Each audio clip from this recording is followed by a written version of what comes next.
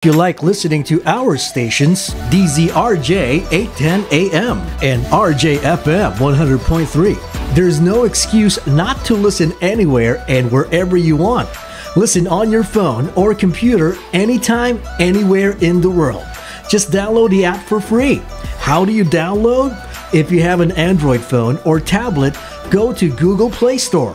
If you have an iPhone or iPad, go to Apple App Store. It's that simple. We have 3 streaming sites. Just type in TuneIn Radio or Radio Garden or Streema. That's STREEMA. Once the app is downloaded, type in and search for DZRJ. And now you can choose and enjoy DZRJ 810 AM and RJFM 100.3 anytime and anywhere. Hey, it's free. You are watching the multi-awarded Radio Bandido TV on Channel 224 Sky Cable and TV Plus boxes. Simulcast on DZRJ 810 AM. Informing, advising, and entertaining the Filipinos and OFWs around the world. Streaming live on www.facebook.com/DZRJ 810 AM or on YouTube, channel DZRJ 810 AM, Radio Bandido.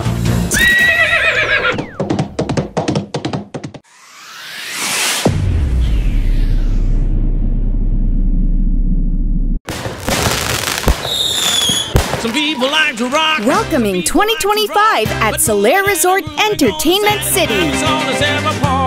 Rock and roll and disco dancing music with RJ and his band at 10 p.m. at the poolside. See you at Solaire Resort Entertainment City for a rock and roll new year. Thank you.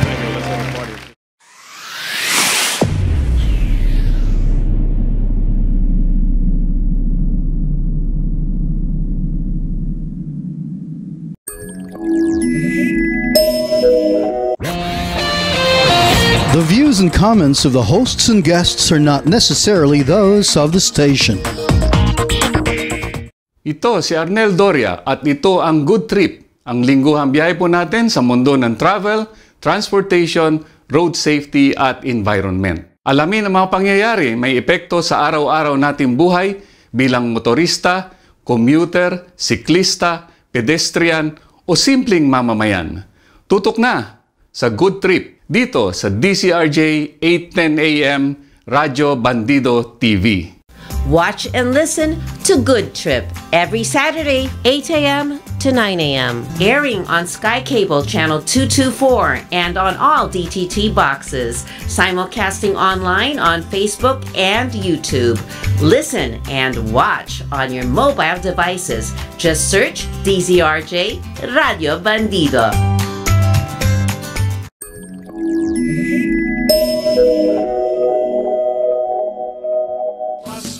Merry Christmas! 4 na araw na lang. 2025 na. Sana'y maganda po ang inyong Pasko at maganda ang hinaharap natin sa 2025. Good morning! Magandang umaga po. Sabado na naman. Araw po ng Good Trip. Ang lingguhang biyahe natin sa mundo ng transportation, road safety, travel at environment. Dito po si Arnel Doria. Isang oras po tayong magkakasama dito po sa Good Trip sa 810 Radio Bandido. Magandang araw po sa mga nakikinig sa Transistor Radio. Sa nakatutok po sa inyong mga Transistor Radio, maraming salamat po. Sa lahat po ng nakatutok sa inyong mga telebisyon at nanonood po ng ating broadcast sa pamagitan po ng cable TV po ninyo, Sky Cable, nandiyan pa tayo. Sa mga TV Plus boxes po ninyo. At naroon po yung mga digital TV po natin na nakasagap ng free-to-air broadcast po natin. Maraming salamat po at maligayang Pasko. Sa mga matyagang nakatutok sa live streaming po natin sa mga magitan ng ating mga social media, no? Dito po sa DZRJ 810 AM sa official Facebook page po nila at doon po sa ating official YouTube channel DZRJ 810 AM Radio Bandido YouTube channel po natin. Lahat po ng ating mga programa naka-upload po dyan at pwede nyo pong balik-balikan kung na-miss po ninyo yung live broadcast. Nandyan po yan, pwede pong balikan po ninyo. Ito po ang huling broadcast po natin ngayong 2024. Maraming salamat po sa inyong pagtutok at suporta po sa Good Trip itong nakaraang taon at sa mga nakaraan pa pong mga taon. Nakaraos na naman po tayo ng isang taon. 2016 pa po natin inumpisahan po nito itong ating programa. Bilis po ng panahon. Next week, 2025 na. So ano kaya po ang naghihintay sa pagpasok po ng bagong taon ng 2025? Sana naman po ay maganda ating hinaharap at tuloy-tuloy po ang ating balitaan dito po sa Good Trip. Sa ating mga tagapakinig po, sana maganda po ang inyong bagong taon, 2025. Maraming challenges po sa buhay pero sana sa 2025 ay bawasan naman po yung mga challenges at damihan na lang po ang biyaya. Yan.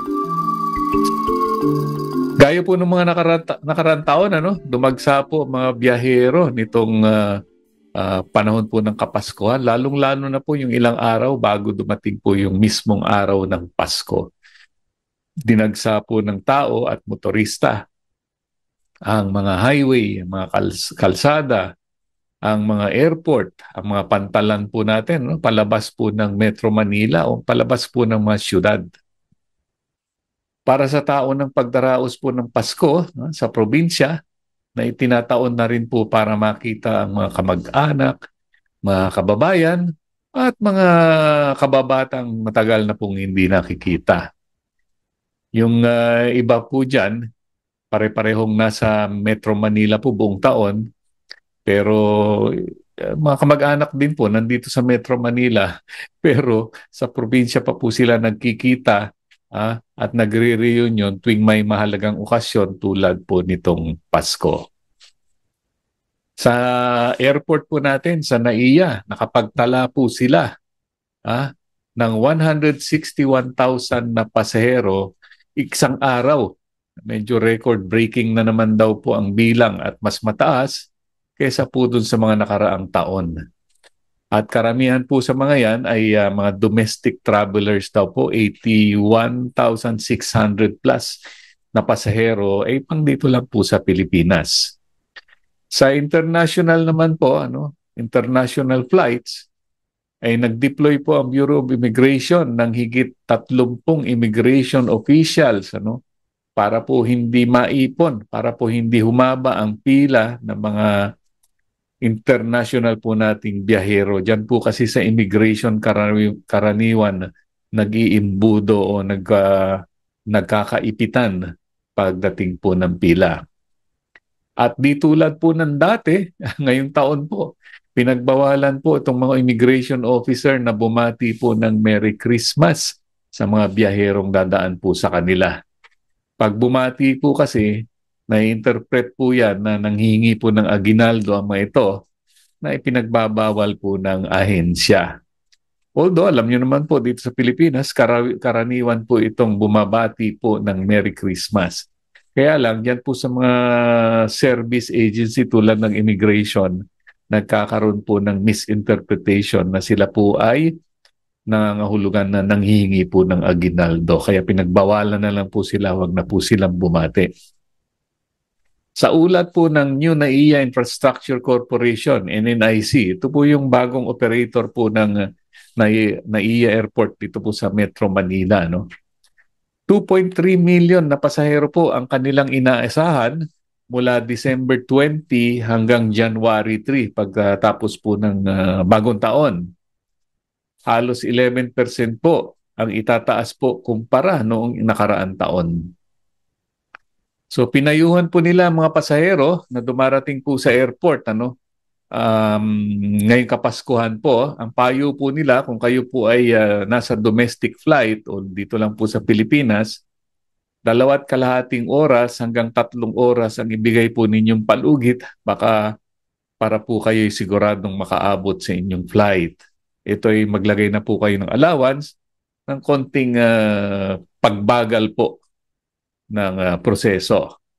Para naman po sa mga international flights, 3.5 hanggang 4 na oras pong ibigay po ninyong palugit para nakakasiguro po kayo. Tignan nyo rin po yung mga flight advisory galing po sa inyong mga airlines, kung saan po kayo bumili ng ticket. Kung sakaling merong pagbabago sa inyong flight, ay ina-anunsyo po nila yan. Dapat po automatic nagte-text po yan kung nag-iwan po kayo ng inyong contact number. Pero kung sakaling walang text, walang abiso, tingnan nyo lang po sa advisory bago po kayo tumulak sakaling mayroong pagbabago na hindi pala kayo nasasabihan. At para po hindi maabala sa security screening kung saan bumabagal din po ang pilahan po dyan, sundin nyo po yung patakaran po sa pag-iimpake po ng hand carry luggage o hand carry baggage. Sumunod na lang po kayo sa patakaran at nang maiwasan na po ang abala. Kung kayo po ay makikipagtalo po dyan sa pintuan, abala po yan, di lang po sa inyo, kundi sa mga iba pang mga pasahero. Diyan naman po sa Parañaque Integrated Terminal Exchange, Happy Merry Christmas and Happy New Year pala po kay Jason Salvador. Sa PITX po, nakapagtalap naman po sila ng 104,000 na pasahero sa isang araw. Ito po ang kanilang na-record. Medyo mas mababa po ito doon sa naitala po nilang isang taon na 204,000 Pero sa kanila po ito maraming pasahero po ang naghihintay sa PITX ng kanilang masasakyan sa kabila po ng kalagayan na yan. Medyo mababa ang bilang. Marami pong medyo stranded, naipit po dyan sa may PITX. Iba inabutan ng magdamag. Yung iba po na delayed po ang kanilang mga biyahe. At inabot na po yung iba dyan ng Pasko sa kalsada. Mukhang epekto po ito ng abalang naranasan dyan po sa may Bicol area. Apektado po ang mga dating ng mga bus sa PITX para maghakot po ng pasahero. Diyan po sa may Camarines Sur banda, may nasira pong highway. Ito yata yung Rolando Andaya Highway dahil po sa malakas na buhos ng ulan noong mga nakaraang linggo na bagyo po at mabigat na ulan ang dumaan po sa ating bansa. At ang repair na ginagawa po ng DPWH, nabutan na po ng Pasko. So hindi maiwasan. Ayun na nga. Daang-daang bus at trucks ang stranded po dahil po sa isang lane lang po ang passable at doon sa ginagawang highway na po yan. Habang ginagawa, isang lane lang po ang pwedeng daanan. So kinakailangan po nilang gumawa ng sistema po ng stop and go. Isang lane, isang way lang po ang pinapagadaw po nila kada 30 minutos. Ayon po sa balita, ay inaabot pa nga po ng 8 oras. Yung pinakamahaba po dyan, inaabot po ng 8 oras ang hintayan bago po makatawid dyan po sa ginagawang parte po ng Rolando Andaya Highway. Yan ay sa kabila po ng abiso sa mga motorista. Bago po magpasko na humanap po ng alternative route. Gamitin po itong rekomendado po ng alternative route. Ito pong Sipukot Camarines Norte na ruta o kaya itong Santa Elena Kapalonga Dait Camarines na ruta. Sa kabila po ng binanggit po nilang alternative, light vehicles lang po kasi pwedeng dumaan po dito sa alternative. So yung mga truck, mga bus at naipit po. Ilang linggo bago po ang Pasko, sinabi po ni kaibigang Jason Salvador, siya po kasi ang spokesperson ng PITX, na posibleng umabot po hanggang 3 milyon ang pasaherong dadaan po dito sa PITX mula December 20 hanggang January 6. Yan po ay bago po nabalita itong pagkasira at pagkabalam dito po sa bandang Kamsur. Sa laki po ng kanilang inaasahan, talagang pinaghandaan po nila ng husto itong pagdagsa po ng mga pasahero. Kasama po, tulong-tulong po sila ng Department of Transportation ng Land Transportation at ng Land Transportation Franchising and Regulatory Board. Kasama po ang PNP at MMDA. In fact, inactivate po nila yung taunan po nilang kampanya na Biyahing Ayos. Ito po ay kanilang kampanya tuwing katulad nitong Kapaskuhan para tulungan po yung mga pasahero na maiwasan po yung mga pagkaabala. Kaya siguro hindi masyadong na-inconvenience sa mga pasaherong naipit po sa PITX, yung mga naghintay po sila, yung mga natulog, maganda po kasi ang PITX, bukod sa may aircon sa loob ng PITX, at bukas po ang mga maraming tindahan, lalo na po yung mga kainan dyan sa loob. So talagang hindi po kayo magugutom kahit kayo po yung maghintay sa loob ng PITX, hindi rin po kayo maiinitan. At ang importante po sa lahat, malinis po at maayos yung kanilang mga palikuran po dyan, ng mga CR po nila. Maayos po yan. So kahit ilang oras kayo abutin, wala tayong problema. At balita pang po natin, may mga CR po sila dyan na pwedeng maligo daw Diba? So talagang kahit na maghintay ng matagal dito sa PITX, medyo presko pa rin po kayo. Diyan naman po sa pier ng Batangas, mahaba naman po ang pila ng mga sasakyan diyan sa Batangas Port na gagamit po ng RoRo. Ito po yung mga biyahero, dala-dala po ang mga sasakyan po nila at lilipat po ng isla galing po ng Batangas. Ay nagmistulang malaking parking lot daw po itong pier po ng Batangas Port. Mahaba rin po yung pilahan doon po sa mga bibili po ng ticket ng mga pasahero. Marami po kasi dyan ay hindi nagreserba. Walk-in po ba tawag nila doon? Dumating na lang po doon at doon na po bibili ng ticket. Ayan po, nagkahaba po yan dahil sa dami po ng pasahero, mukhang hindi po tuloy-tuloy yung pag-issue po nilang ticket. Kinokontrol din po nila. Matagal po ang hintayan bago makalayag po ang barko. Umaabot yung iba po dyan ng 24 hours po bago makasakay po sa barko. Sabi po ni Batangas Port Manager Joselito Sinocruz, ay naitala po nila ng 26,000 ang pasaherong dumaan po dyan sa Batangas Port noong linggo bago ang Pasko. Noong araw po ng linggo. Kaya naman po, masugid na isinusulong po ng Philippine Ports Authority ang panawagan po nila na sana ay gawin na pong mandatory ang online ticketing sa mga port bilang solusyon po sa mga biglang dagsa po ng pasahero tuwing may mahabang bakasyon tulad po nitong Kapaskuhan. Sabi ng PPA General Manager, si Jay Santiago, Merry Christmas pala Jay, Dati ko pong estudyante ito sa Bataan.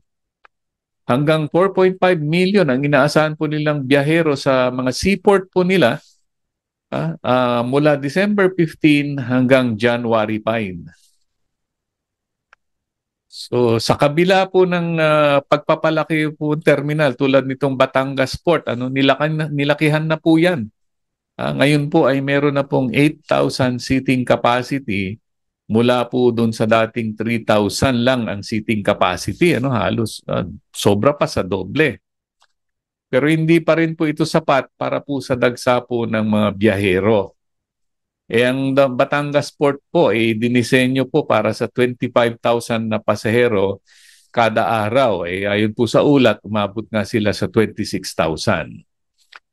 So bukod pa po sa pagpapalaki ng port capacity, at sa paglalagay po ng online ticketing system para maiwasan po ang pilahan sa pier mismo, sinabi rin po ni General Manager Santiago na kailangan din po ng mga karagdagang barko para tuloy-tuloy po ang biyahe at alis po ng mga tao dyan po sa pantalan para hindi po naiipon mga tao.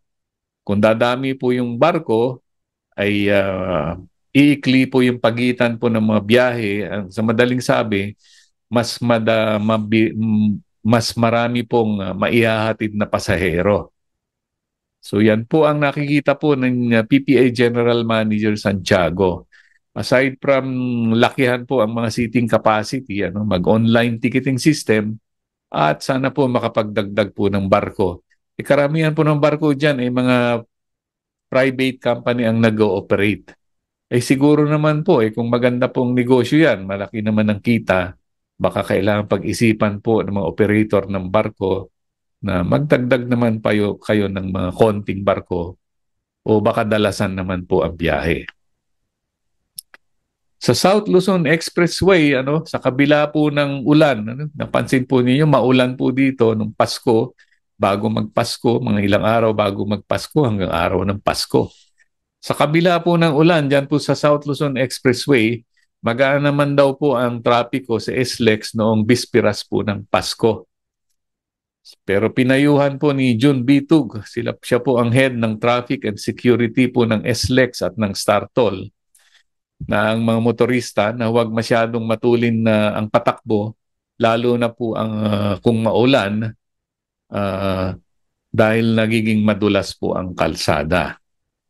At nag-anunsyo naman po ang kumpanya, yung kanilang San Miguel Corporation, na nagbigay po sila ng libreng toll fee mula alas 10 hanggang alas 10 ng gabi hanggang alas 6 po ng umaga noong December 23 to 24. At ngayong bagong taon, December 31 hanggang January 1 po, alas 10 po ng gabi hanggang alas 6 po ng umaga ng January 1, meron pa rin pong libreng toll fee dito po sa South Luzon Expressway, SLEX, at lahat po yata ng expressway na pinapatakbo po ng San Miguel Corporation. Sa North Luzon Expressway naman, magaan din po ang trapiko sa kabila po ng inaasahan po nilang pagtaas ng bilang ng motorista na hanggang 10% daw po ang estimate. Ayun po kay Robin Ignacio, siya po ang pinuno ng NLEX Traffic Operations Department. Ang regular na bilang po ng motorista sa NLEX ay 334,000 kada araw at madadagdagan ng 10% daw po ngayong Kapaskuhan. So plus 33,000 po yan, di ba? So mga 367,000 kada araw yan lulobo po ngayong panahon po ng Kapaskuhan. Naging maganda po ang daloy po ng trapiko. Epekto po siguro ito ng maagang paghahanda po nila. Nag-deploy po sila ng 1,500 traffic officers at mga emergency personnel para umasiste sa inaasahan pong pagdagsa po ng mga motorista. Palagay po natin, nakatulong rin po ang pagbubukas po ng Candaba Viaduct sa pagitan po ng Bulacan at Pampanga, isang linggo bago po ang Christmas rush. Naibalita po natin dito nung nakaraang linggo. Yung Candaba po, 2 tulay po yan, magkabilang panig. Nagtayo po ng ikatlong viaduct sa gitna, kalahati para sa bawat panig po yan. Nagdagdag po ng tig-isang lane. At yan po ay binuksan noong December 10 yata, bago ang Pasko. Kaya sakto po ang pagbubukas po nila pagdagsa po ng motorista ngayong panahon po ng Pasko. At kung sakaling may masiraan po sa loob ng NLEX, nagbibigay po sila ng libreng towing hanggang doon po sa pinakamalapit na exit. Ito po yung mga light vehicles lang. Dahil yung mga trucks po hindi kayang hilahin po ng kanilang mga towing trucks po.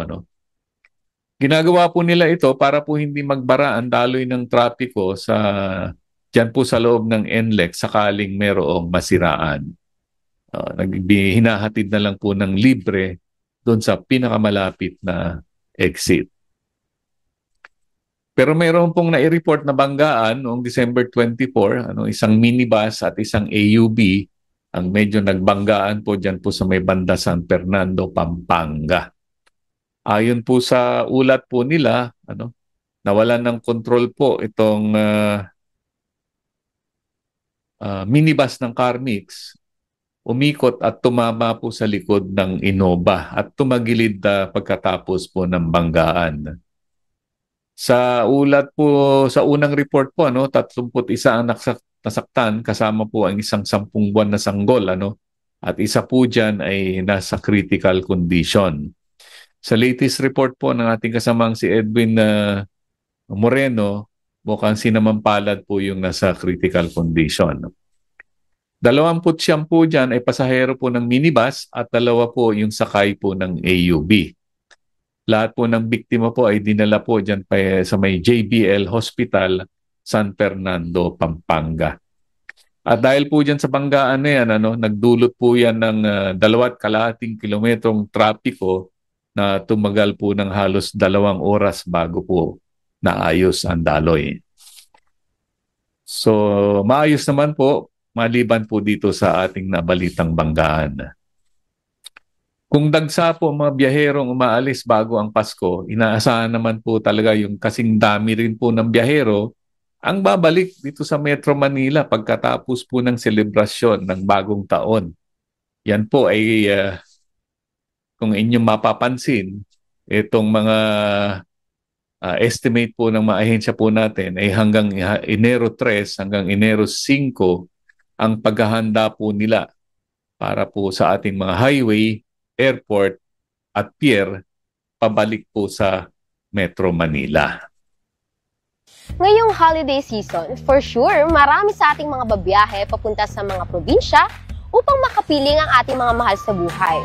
O di kaya sa mga sikat na pasyalan o lugar upang doon ipagdiriwang ang Kapaskuhan at Bagong Taon. Ngunit, paano ba natin masisigurado ang kaligtasan ng bawat isa sa ating paglalakbay? Kaya naman mula sa Land Transportation Office, narito ang mga mahalagang paalala upang masigurong ligtas at maayos ang inyong paglalakbay sa kalsada. Ako si Waylin at ito ang Edo Kalsada 101.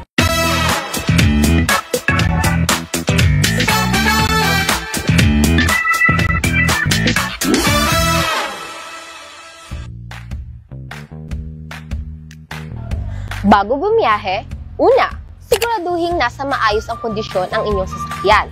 Laging tatandaan ang blow bagets. I-check ang battery, lights, oil, water, brake, air, gas, engine, tire, at ang pinakamahalaga ay ang ating self. Pangalawa, palaging dalhin ang kumpletong dokumento. Huwag kalimutang dalhin ang inyong lisensya, rehistro ng sasakyan at ang insurance copy.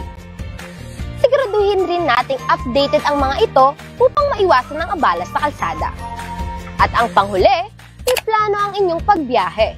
Umalis ng maaga upang maiwasan ang rush hour at mabigat na trapiko. Maaari kayong gumamit ng navigation apps para sa updated na kondisyon ng kalsada. Siguraduhin niyong updated rin ang inyong mga RFID para iwas abala sa daan. At kapag kumpleto niyo na i-check ang mga ito, habang kayo ay bumabiyahe, iwasan ng sobrang bilis na pagmamaneho. Tandaan, mas mahalaga ang kaligtasan kaysa sa mabilis na pagdating sa paroroonan. Sumunod sa itinakdang speed limit at huwag mag-overtake sa mga delikadong lugar. Iwasan rin ang pagmamaneho kung kayo ay pagod o nakainom. Siguraduhin magpahinga muna o magpalit ng driver kung kinakailangan. Tandaan, pinakaiwasan ang pag-inom ng alak o paggamit ng ipinagbabawal na droga kung kayo ay magmamaneho. At ang pinakamahalagang tatandaan ay dapat sumunod sa mga traffic rules and regulations. Ang tamang pagsunod sa traffic rules and regulations ay isang daan upang mapanatili ang kaligtasan, kaayusan, at disiplina sa kalsada para sa lahat ng gumagamit ito. Ito ang Edo Kalsada 101, naghahatid ng kaalaman tungo sa ligtas at maayos na daanan.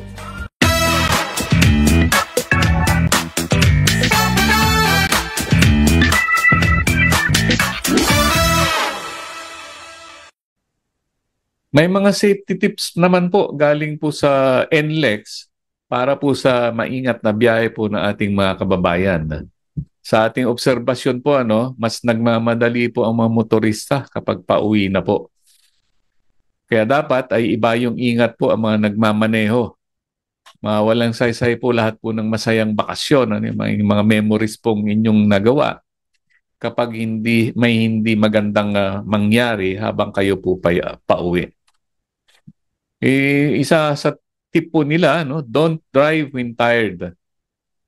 Baka nasobrahan po ang bakasyon at kayo po ay napagod sa mga physical activities. Magpahinga muna po kayo bago tumulak ng biyahe. At kung hindi talaga po kakayanin makarecover, magtalaga na lang po ng ibang magmamaneho pauwi po. Maghanda po sa mahabang biyahe. Ito pong mga paghahandang dapat gawin po natin. Dapat po may sapat na tulog, 8 oras bago ang biyahe. Planuhin po ang mga ruta at stopover kada 1 oras sana para makapagpahinga. Makakabuti po na meron pong karelyebo sa pagmamaneho kahit papano, kahit maikli lang, merong papalit sa inyo at makapagpahinga muna. Huwag kumain po ng marami. Baka kayo po ay antukin kapag kayo busog na busog.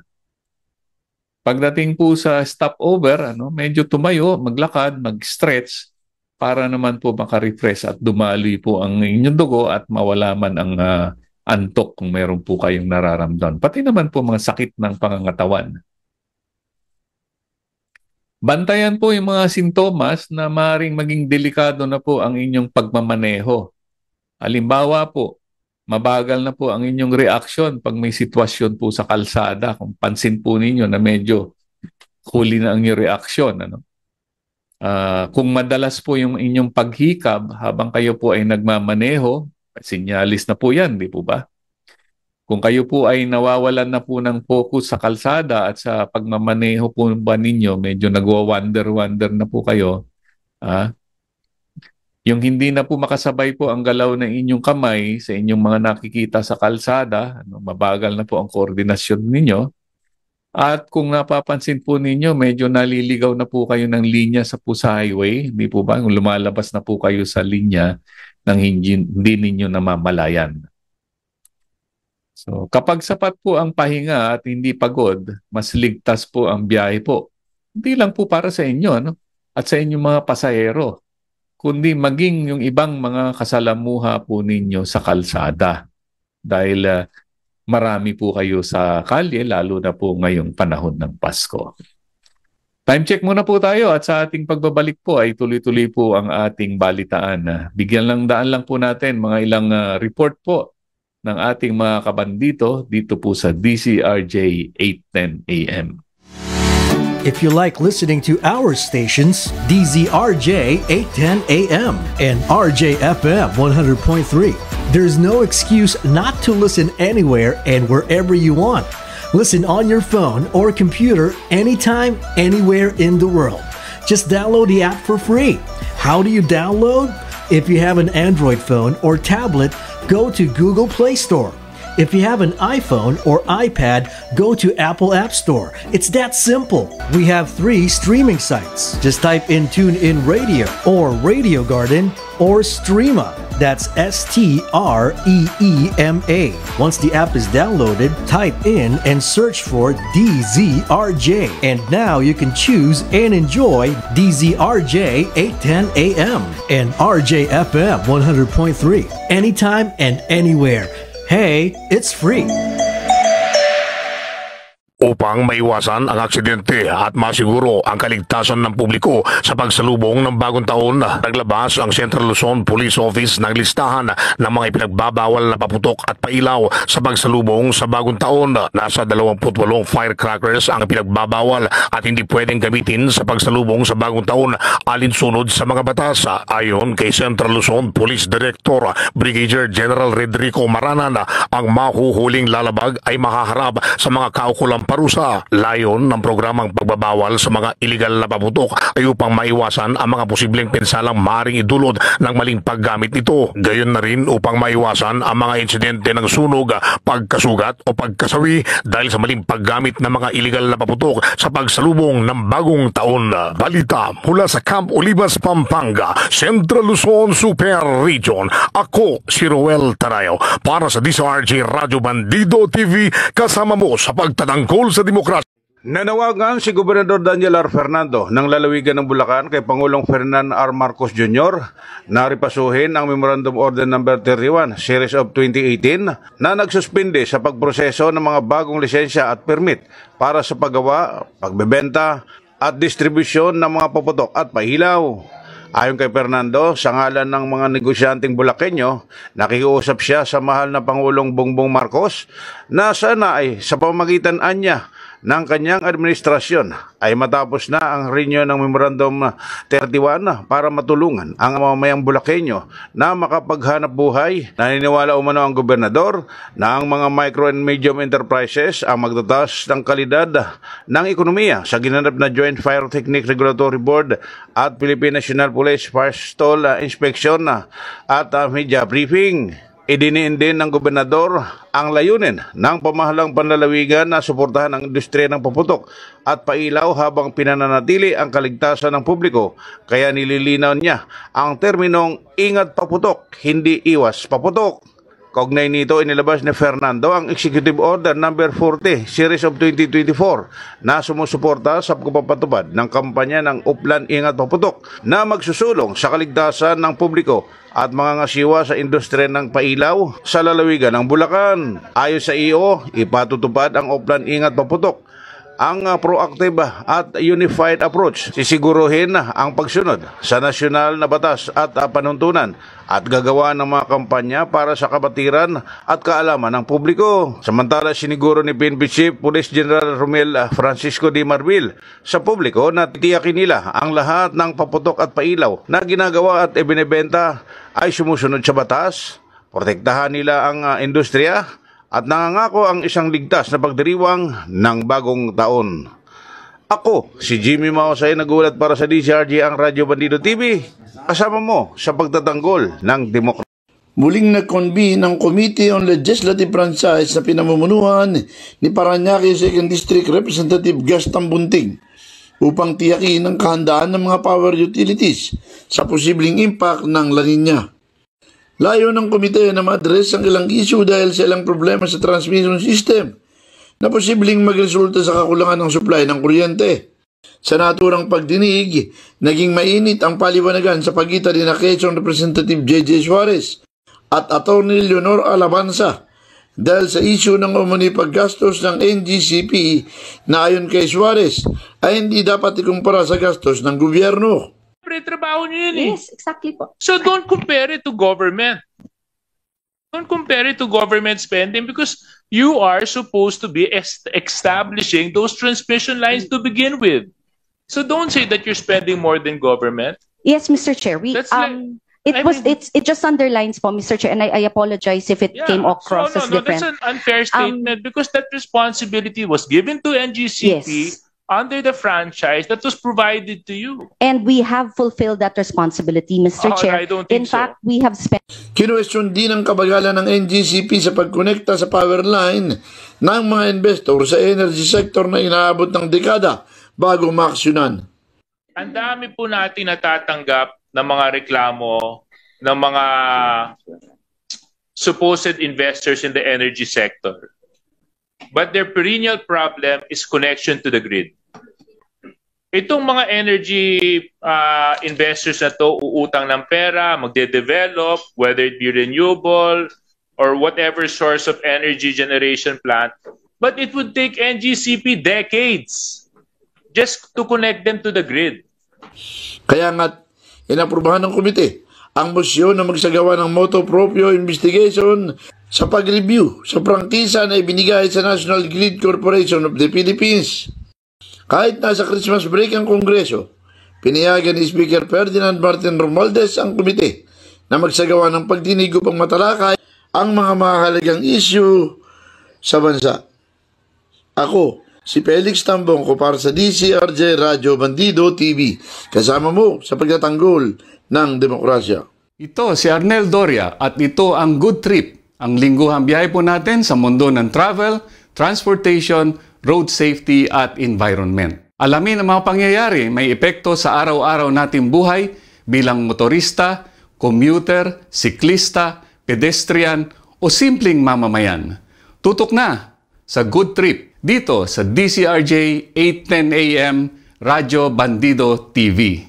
Watch and listen to Good Trip every Saturday, 8 a.m. to 9 a.m. Airing on Sky Cable Channel 224 and on all DTT boxes. Simulcasting online on Facebook and YouTube. Listen and watch on your mobile devices. Just search DZRJ Radio Bandido. Merry Christmas! Mula po sa Good Trip at sa himpilan po ng DZRJ, maligayang Pasko at masaganang bagong taon sa inyong lahat. Mahabang buhay, malusog na katawan ang aming hangad para po sa inyo. Merry Christmas and a Happy New Year to all! Dinagdagan ng Department of Agriculture ang mga pampublikong pamilihan kung saan maaring ma-access ng mamamayan ang Rice for All program ito sa Metro Manila kung saan makabibili ng abot-kayang bigas. Inihayag ng DA na may karagdagang 4 na palengke sa Metro Manila ang nag-aalok ng well-milled rice sa halagang 40 pesos kada kilo. Kabilang sa mga bagong Rice for All location ay ang Larangay Public Market sa Dagat-Dagatan, Caloocan, Phase 9 Bagong Silang Market sa Caloocan pa rin, Cloverleaf Market sa Balintawak sa Quezon City at New Marulas Public Market sa Valenzuela City.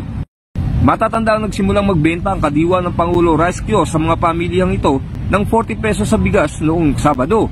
Bukas ang mga ito alas 4 ng madaling araw hanggang alas 6 ng hapon araw-araw maliban sa December 24 at 25, 30 at 31, 2024 at January 1, 2025. Dagdag pa rito, binuksan din ang karagdagang kadiwa kiosk na nagbebenta ng 29 pesos bigas sa Kamuning Market sa Quezon City, Pasay City Public Market at New Las Piñas City Market.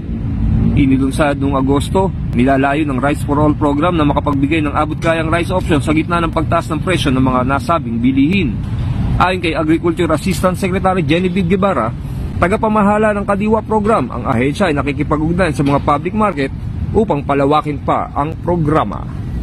Ako, si Chris Lucas nag-uulat para sa DZRJ 810 AM ang Radyo Bandido TV, kasama mo sa pagtatanggol ng demokrasya.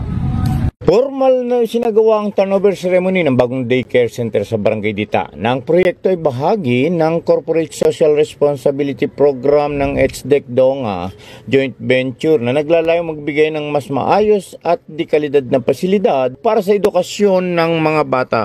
Dumalo sa mahalagang okasyong ito sina City Mayor Arlene Arcillas, HDJB Project Director Mr. Gyung Tae Jong, Admin Director Mr. Jong Ho Park, Project Manager Mr. Inbukli, Admin Manager Mr. Jeon Lee, General Affairs Manager Mr. Dae Hong Huang, Bring Up International Philippines National Director Mr. Myung Jae Lee, Chief Financial Officer Mr. Sung Hee Choi, Training and Field Director Mr. Rasenil Lim Kako at World Together ORG of Korea, Vice President Mr. Jae Hayung. Ang daycare center na ito ay simbolo ng matibay na ugnayan at pagtutulungan sa pagitan ng Hyundai Engineering and Construction at pamahalang lungsod ng Santa Rosa. Nilalayon nitong magbigay ng dekalidad na edukasyon para sa mga kabataan na may suporta mula sa Community Chest of Korea, Love Tree Foundation, World Together at Bring Up International. Ayon kay Mayor Arlene, ang daycare center na ito ay hindi lamang isang pasilidad, bagkus ay patunay din ito na sa pagkakaisa ng pribado at publikong sektor.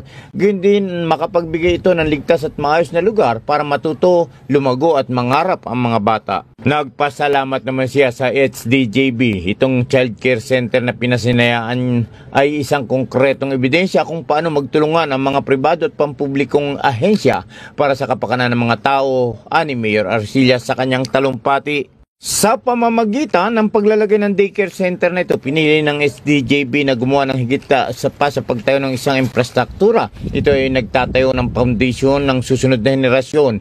Inaasahang magiging malaking tulong ang bagong daycare center sa mga residente ng Barangay Dita sa pagtugon sa pangangailangan ng maayos at abot-kayang edukasyon para sa mga kabataan. Mula sa Timog Katagalugan, ako si Romel Madrigal nag-uulat sa DZRJ Radio Bandido TV, kasama mo sa pagtatanggol sa demokrasya. Upang masigit pang mapaigting ang kampanya kontra kriminalidad, matagumpay na natapos ang Motorcycle Tactical Riding Training Program para sa ilang mga piling pulis sa gitnang Luzon na layong mapalakas ang kasanayan sa pagresponde sa mga insidente gamit ang motorsiklo. Ang pagsasanay ay nilaukan ng mga piling pulis mula sa iba't ibang unit sa Central Luzon Police Office na nagpakita ng kanilang dedikasyon at determinasyon upang makasa sa nasabing tactical training skills. Ang naturang training ay bahagi ng layunin ng Police Regional Office 3 upang gawing mas mabilis, epektibo at ligtas ang operasyon ng kapulisan sa kalsada sa pagtugis sa mga kriminal. Ayon kay Central Luzon Police Director Brigadier General Redrico Maranan, ang tagumpay na naturang pagsasanay ay bilang patunay na patuloy sa pagsisikap na may taguyod ang pagiging makabagong pulis sa makabagong panahon. Ulat mula sa Camp Olivas, Pampanga, Central Luzon Super Region. Ako si Roel Tarayo para sa DCRJ Radyo Bandido TV, kasama mo sa pagtatanggol sa demokrasya. Nagbabalik po ang Good Trip dito po sa DCRJ 8:10 AM. Tuloy-tuloy po ang ating balitaan. Mainit na usapan sa auto industry itong nakaraang araw bago magpasko, yung posibleng pagsasanib puwersa po ng Nissan at Honda at baka pati ang Mitsubishi. Kinumpirma po ito sa isang press conference na ginawa po ng presidente po ng Nissan at ng Honda noong December 23. Sinabi po ng dalawa sa press conference na nakatakdang pirmahan na po ang Memorandum of Agreement para po sa kanilang pagsasanib o merger. Isang bagong holding company, isang bagong kumpanya ang bubuuin kung saan sasailalim po ang Nissan at Infiniti sa isang banda at sa kabila naman ay ang Honda, Acura at ang Honda Motorcycles. Pero malalaman pa po sa Enero kung magpapasya ang Mitsubishi na makisawsaw po, makisali po dito sa pagsasanib puwersa po nila. Kung wala pong lalabas na problema sa mga susunod na buwan, mabubuo po ang bagong kumpanya sa tansya po nila ay sa Agosto 2026. Mahigit isang taon pa naman. Sa mga susunod na buwan po, isang komite ang bubuin po nila para isatupad po itong sinasabing merger, pag-aralan at paano i-implement. Pag-aaralan po nila yung standardization ng vehicle platforms, mula po dyan, yung po bang iba-iba ang labas po ng sasakyan pero yung mga pang-ilalim po nila kasama po ang makina ay pare-pareho. Baka shared platform. Pag-aaralan po nila kung paano po nila gagawing standard hanggang doon po sa pag-integrate po nila ng R&D o Research and Development, pati po yung manufacturing, yung part supply chain po nila, pati yung kanilang finance at mga human resources kung paano po nila ma-integrate po yan. By June 2025, sa isang taon, dapat po ay nagkasundo na po o meron na pong kasunduan sa kung paano po nila gagawin ang integration para po maituloy po yung kanilang pagsasama. Pero ganun pa man po, dadaan po ang merger sa pagbusisi po ng ilang ahensya po ng gobyerno sa Japan kung ito po ay naayon po sa kanilang batas at walang sinasalungat. Ganun din, dapat na makakuha rin po sila ng approval mula po sa mga shareholders ng dalawang kumpanya na nakahanda po ang mga stockholders meeting po nila sa April 2026. Dito po sa magiging merger po, hindi ho mawawala ang Honda at Nissan sa eksena. Gaya po ng nabanggit po natin, magtatayo po ng isang bagong kumpanya. Sa ilalim po ng bagong kumpanya, mananatili po yung hiwalay na operasyon po ng Honda at ng Nissan. Para sa mga investors, mawawala po ang Honda at Nissan sa listahan po ng Tokyo Stock Exchange. Aalisin na po yan. Ibig sabihin, hindi na po mabibili ang kanilang stocks sa stocks market po. At ipapalit po ang bagong kumpanya sa 2026. So, ibig sabihin po, yung stocks po ng bagong kumpanya na lang po ang mabibili sa stock market po ng Tokyo. Ayon po sa press release at sa mga balita, Honda po ang magiging mayorya sa management ng bagong kumpanya. Balita po natin, yung presidente po ng bagong kumpanya ay manggagaling po sa panig po ng Honda. Sakaling matuloy po ito, no? Ang bagong kumpanya ay magiging isa sa pinakamalaking automotive group sa mundo, kasunod po ng Toyota at ng Volkswagen. Sa atin pong mga ordinaryong motorista, ano naman po kaya ang epekto nito sa atin?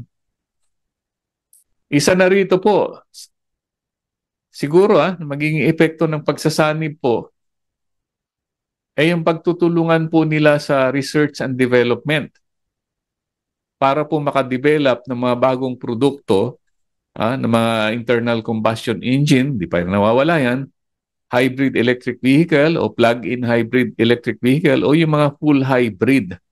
Makakapagtulungan po sila para makapag-develop po ngayon. Sa ngayon po kasi, napag-iiwanan po mga Japanese brands na mga gawang China.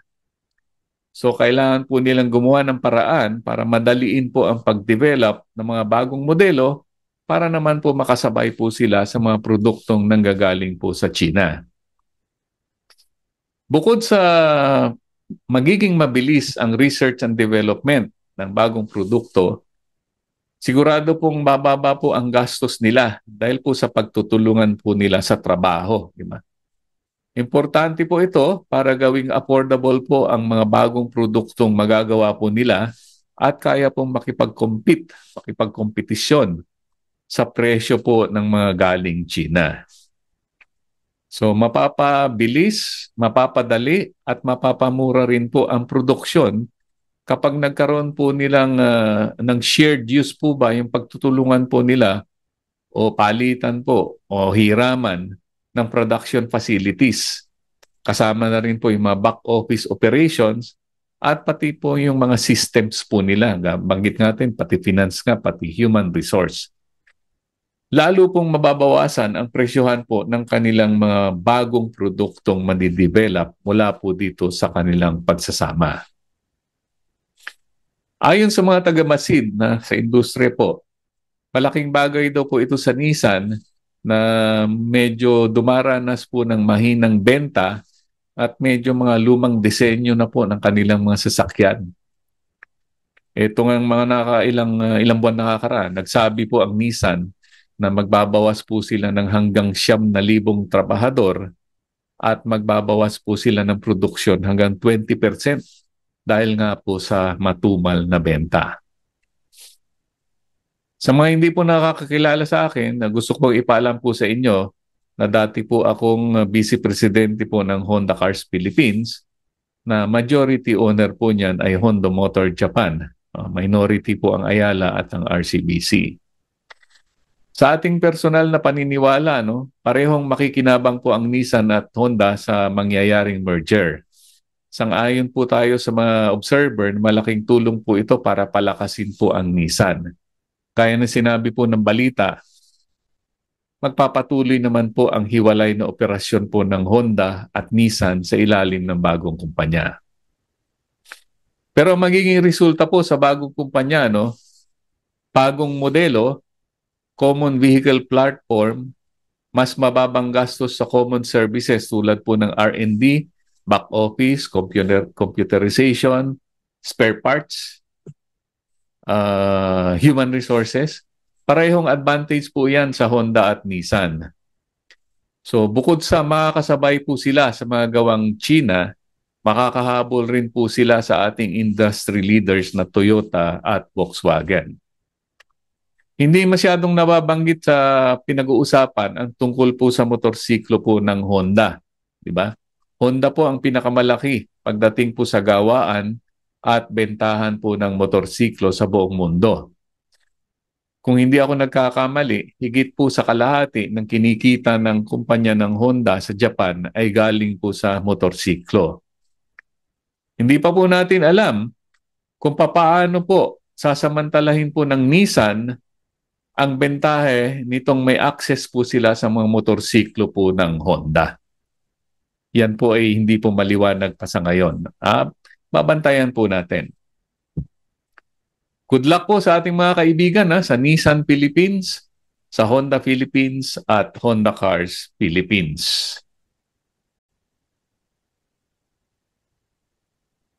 Usapang MC Taxi naman po tayo. Doon sa ginawang hearing po sa Senado, sa committee po ni Senador Rapi Tulfo, marami pong mga kalakaran sa MC Taxi ang natuklasan po at lumabas. At medyo anong ibang iba dyan, controversial. Isa na rito po, yung mga MC Taxi na pinapayagang bumiyahe na ang ginagamit naman po nila ay non-professional driver's license. Ayon po sa patakaran ng Motorcycle Taxi Technical Working Group, dapat po ay professional license po ang gamit kapag pumapasada ng motorcycle taxi. Lahat po ng sasakyang pampasada sa Pilipinas, dapat po ay professional driver's license po ang ginagamit. Tulad po jeep, bus, taxi, TNBS, pati tricycle.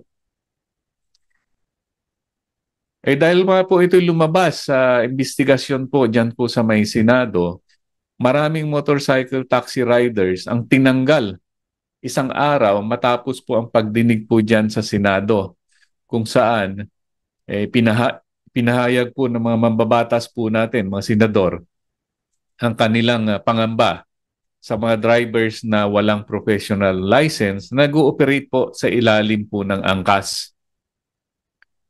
Kasunod na araw, marami po yung tinanggal po ng angkas. So nananawagan po yung mga tinanggal sa angkas, nananawagan po sila sa LTFRB dahil hindi naman po sila naka-professional license, may dahilan po yan. Binahagi po ng isang rider, si Achilles Librinca, na tinanggap po ng angkas ang kanyang non-professional license noong nag-apply po siya para sa onboarding. At pinakakuan po sila na tutulong ang angkas para po sila makapagpalit po, mapalitan po ang kanilang lisensya ng professional license. Pero lumipas po yung mga buwan, wala naman pong ginawa ang angkas. So akala po nila, okay na. Hanggang sa ngayon, ito, lumabas na nga po sa investigasyon na naging problema ito. So laking gulat po ng mga riders na bigla silang i-deactivate po sa angkas nitong nakaraang linggo. Mahigit more or less 100 riders yata po ang apektado rito. Sa pilot program po ng LTFRB para sa MC Taxi, kailangan po talaga yung professional license para makasiguro po sa kaligtasan at sa pagsunod po ng mga transport standards. Alam umano mga rider ang requirement ng sumali po sila. Ngunit hindi tinupad ng angkas yung kanilang pangako na tutulong po sila na gawing professional ang kanilang lisensya. Bukod po sa hiling na maibalik po sa trabaho, nanawagan po itong mga driver, itong mga motorcycle taxi rider sa LTFRB na papanagutin po ang MC Taxi Company sa tamang pag-orient po ng mga driver po nila. So maasa po itong mga natanggal mga drivers sa kanilang panawagan na imbestigahan po ng LTFRB ang nangyari at sa kanilang hinain at sana po ay siguruhin po nilang transparent ang proseso ng compliance ng kumpanya. Sa kaugnay na balita po, pinapatawag ng LTFRB ang mga TNC company sa January 8. 19 po na transport network companies ang pinapatawag po ng LTFRB para po pag-usapan po nila yung isa pang lumabas sa hearing na ang 20% discount para po sa estudyante, PWD at senior ay mga drivers pala po ang nagpapasan. Una po, special mention po dito, pinagpapaliwanag po ang Grab na nabanggit po dito at mayroon pong petisyon si Leonardo De Leon Jr. para i-refund po sa mga drivers yung mga binawas na discount. Itong mga ibang transport network companies naman po, pinapatawag po sila sa isang hearing na magdala po sila ng kanilang mga written statement o written explanation kung paano po nila ipinapatupad ang 20% discount para po sa mga seniors, students, at mga PWD. January 8 po mangyayari po yan. Tingnan nga natin kung ano mangyayari dito. Alright, tapos na naman po ang isang oras po natin ng Good Trip. At ito nga po ang huli nating broadcast ngayong 2024. At pagkikita po natin sa isang linggo ay 2025 na. Maraming salamat po sa inyong pagtutok ngayong Sabado. Samahan po niyo ulit ako sa susunod na Sabado, sa susunod na taon po dito po sa Good Trip. Mababasa rin po ang Good Trip sa Diaryong Abante. At kung kayo po ay may oras, pakihanap po ang ating personal na YouTube channel, yung Good Trip ni Arnel Doria. Maraming salamat po sa inyong pagtutok ng isang taon dito po sa Good Trip. Malaking bagay po yun ang inyong pagtutok po at pagsuporta sa ating programa. At tuloy-tuloy po tayong makikipagbalitaan po sa inyo. Magdadala po ng mga balita tungkol sa transportasyon, tungkol sa travel, road safety, at environment. Masana po ay makatulong po sa ating pang-araw-araw na buhay.